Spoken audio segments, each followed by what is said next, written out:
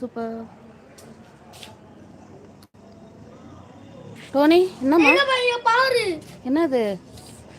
ஐயோ அங்கெல்லாம் டச் பண்ணக்கூடாது. வா வா வா. யா ஆ நிறைய பூச்சி இருக்கும்.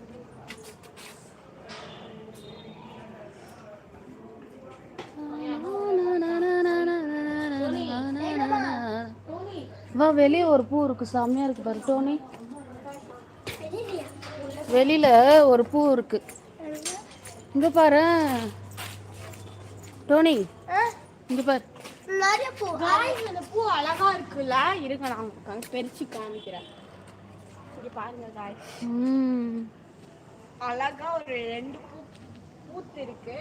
கொஞ்சம் பூரா மொட்டு வச்சிருக்கு. இப்பதான்